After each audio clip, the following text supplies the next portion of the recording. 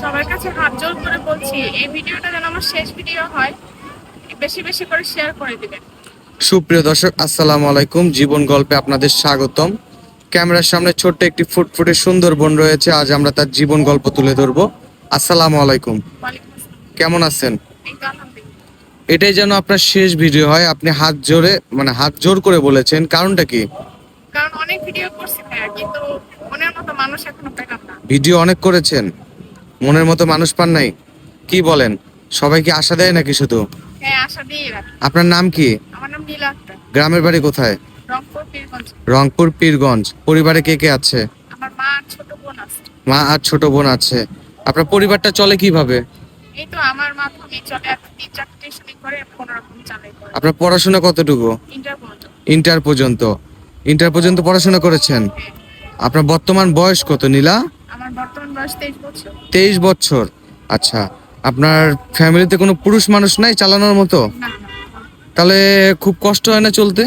হ্যাঁ, কষ্ট তো হয়, কিন্তু এখন কি করার, পরিস্থিতির শিকার। পরিস্থিতির শিকার।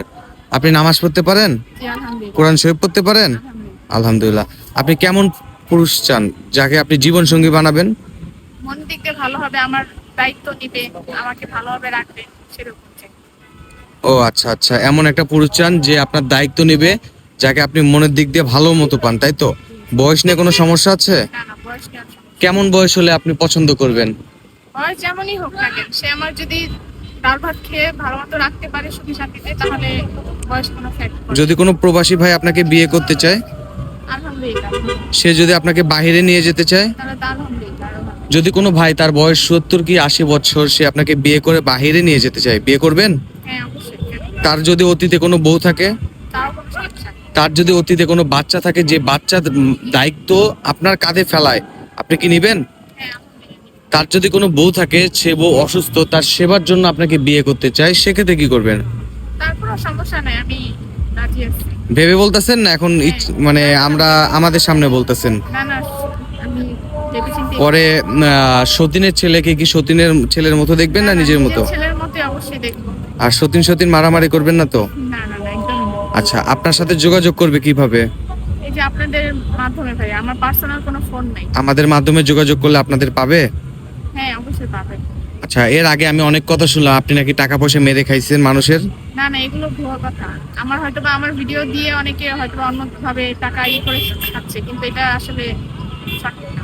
আচ্ছা, বিয়ের অনেকের স্বপ্ন থাকে বড় হয়ে ডাক্তার হবে, ইঞ্জিনিয়ার হবে। আপনাকে যদি কোনো ভাই আপনাকে পড়াশোনা করায়, আপনি কি করবেন? হ্যাঁ ইনশাআল্লাহ। আচ্ছা, যদি কোনো ভাই বলে নীলা আমি তোমার পড়াশোনার দায়িত্ব নিব, কিন্তু আমি তোমাকে বিয়ে করব না, সেক্ষেত্রে?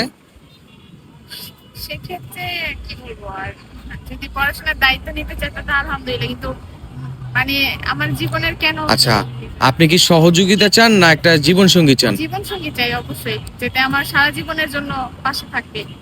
সুপ্রিয় দর্শক, এই বোনটির সাথে যদি কেউ যোগাযোগ করতে চান, ডিসপ্লেতে দেওয়া নাম্বার রয়েছে, ইনশাল্লাহ যোগাযোগ করতে পারেন, আমরা যোগাযোগ করিয়ে দিব। ওকে বোন, আল্লাহ হাফেজ।